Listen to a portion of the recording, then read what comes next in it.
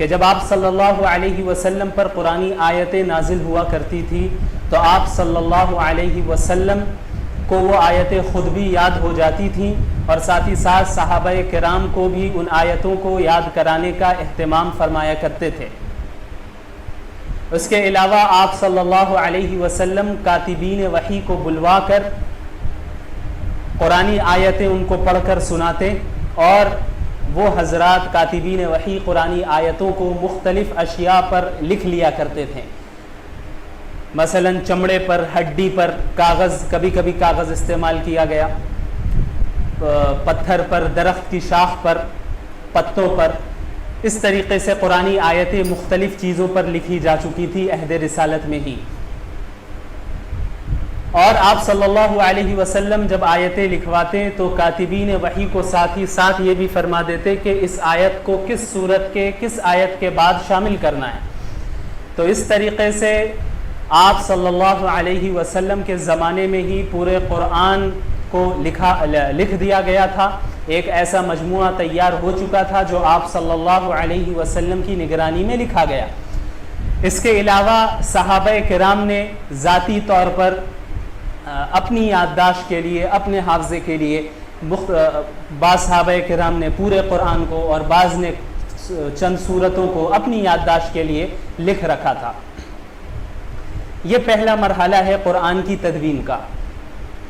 اب دوسرا مرحلہ آتا ہے حضرت ابو بکر صدیق رضی اللہ تعالی عنہ کا زمانہ۔ اس دور میں جب جنگ یمامہ پیش آئی اور ایک بڑی تعداد حفاظ کی شہید ہو گئی تو حضرت عمر رضی اللہ تعالی عنہ کو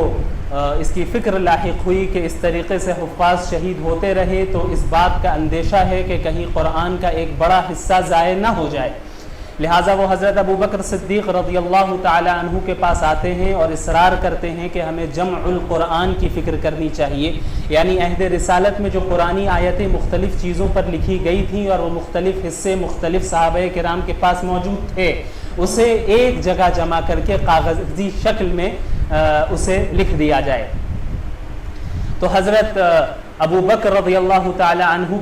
کے حکم سے حضرت زید بن ثابت رضی اللہ تعالی عنہ اور بعض صحابہ کرام نے مل کر بڑی محنت کر کے اور 4 طریقہ کار، خاص طریقہ کار جس کی تفصیل پچھلے ہفتے بتائی جا چکی ہے، ان طریقہ کار کا لحاظ رکھتے ہوئے انہوں نے قرآن کریم کو جمع کیا۔ اس طریقے سے حضرت ابو بکر صدیق رضی اللہ تعالی عنہ کے زمانے میں ایک ایسا نسخہ تیار ہو گیا جو اجتماعی تصدیق، امت کی اجتماعی تصدیق کے ساتھ وہ نسخہ تیار ہو گیا۔ بس اس نسخے میں فرق یہ تھا کہ وہ اس نسخے کی ہر صورت الگ الگ کاپیز میں، الگ الگ صحیفے میں لکھی گئی تھی۔ جس طرح آج قرآن ہمارے پاس موجود ہے کہ 2 گتوں کے درمیان پورا قرآن یوں اس طرح موجود ہے، اس طرح حضرت ابو بکر صدیق کے زمانے میں نہیں تھا، بلکہ ہر صورت الگ الگ صحیفے میں لکھی گئی تھی، بس ایک جگہ جمع کر دیا گیا تھا۔ اس کے بعد دور آتا ہے حضرت عثمان رضی اللہ تعالی عنہ کا، یہ تیسرا اور اہم مرحلہ ہے۔ اس مرحلے میں یہ ہوتا ہے کہ جب اسلامی فتوحات وسیع ہو جاتی ہے اور اسلام دیگر دور دراز کے ممالک تک پھیل جاتا ہے، اسلامی مملکت بڑی ہو جاتی ہے، تو ہوتا یہ ہے کہ آپ کو جیسا کہ بتایا گیا تھا کہ قرآن کریم مختلف قراتوں میں نازل ہوا،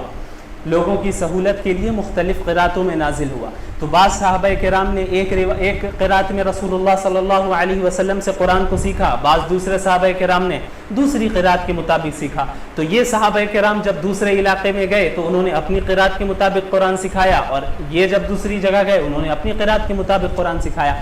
تو جب تک یہ بات معلوم اور مشہور تھی کہ قرآن کریم مختلف قراتوں میں نازل ہوا ہے، تب تک تو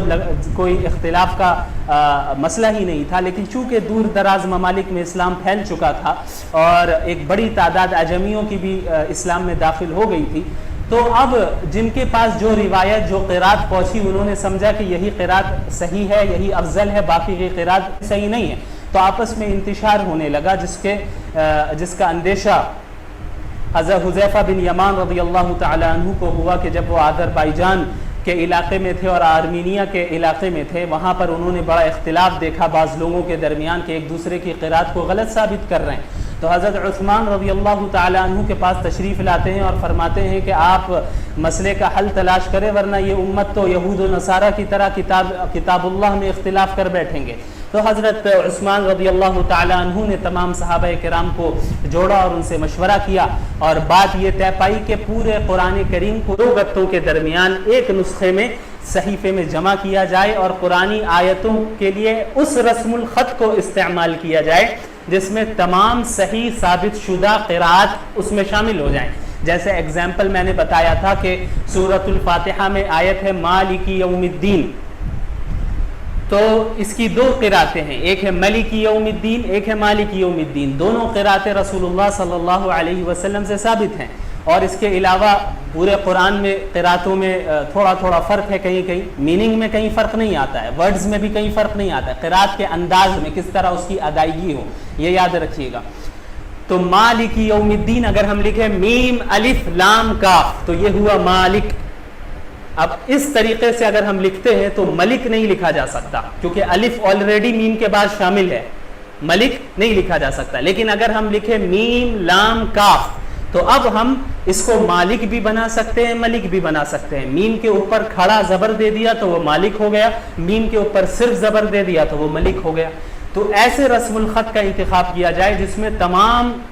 صحیح ثابت شدہ قراءتیں شامل ہو جائیں، جن میں پھر اختلاف کی گنجائش نہ رہے۔ حضرت ابو بکر رضی اللہ تعالی عنہ کے زمانے میں بھی جو رسم الخط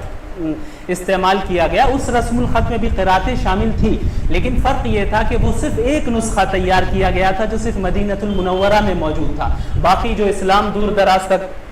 کے ممالک تک پہنچا، وہاں پر تو جو صحابہ کرام پہنچے وہ اپنا اپنا صحیفہ لے کے اپنا قرآن جو انہوں نے ذاتی طور پہ لکھا تھا اپنے حافظے کے لیے وہ لے کر پہنچے، تو ان کی لکھاوٹ الگ تھی۔ اس لیے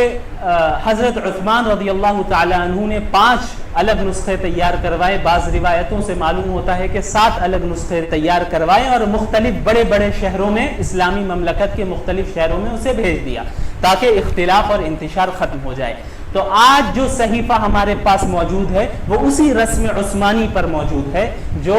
حضرت عثمان رضی اللہ تعالی عنہ کے حکم سے تیار کیا گیا تھا وہ نسخہ۔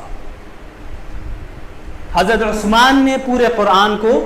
صحابہ کرام کے مشورے سے اجتماعی تصدیق کے ساتھ پورے قرآن کو 2 گتوں کے درمیان کتابی شکل میں جمع کر دیا، اور سورتوں کی بھی ترتیب دے دی گئی۔ اور جو سورتوں کی ترتیب اور جس طرح قرآن میں نے بتایا تھا کہ آج وہ نسخہ ملا بھی ہے، ترکی کے استنبول میں موجود ہے، تو جب اس پر ریسرچ کیا گیا تو معلوم ہوا کہ ایگزیکٹ وہی نسخہ جو چیزیں اس میں لکھی ہوئی ہیں وہ آج تک اسی طرح قرآن محفوظ ہے، قرآن میں کوئی تبدیلی نہیں آئی۔ وہ مورخین بتا رہے ہیں جو خود غیر مسلم ہیں، وہ اس کی تصدیق کر رہے ہیں۔ ہاں یہ جو عثمان کا صحیفہ ملا ہے رضی اللہ تعالی عنہ، یہ آج جو 1400 سال کے بعد امت کے پاس، مسلمانوں کے پاس قرآن ہے، بالکل وہی، اس میں کوئی فرق نہیں۔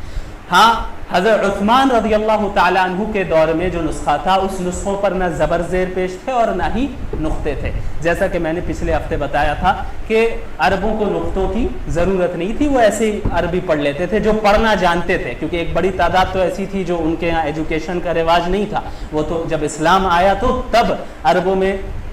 ایجوکیشن کا رواج پڑا۔ لیکن جو ایجوکیٹڈ لوگ تھے، عربی زبان سے اچھی طرح واقف تھے، عربک لٹریچر سے واقف تھے، اس پر مہارت تھی، انہیں نقطوں کی بھی ضرورت نہیں پڑتی تھی، بلکہ وہ ایسے ہی پڑھ لیتے تھے۔ تو یہ تو 3 بنیادی مرحلے ہیں جو پچھلے ہفتے تفصیل سے بتا دیے گئے۔ اب آتا ہے چوتھا مرحلہ۔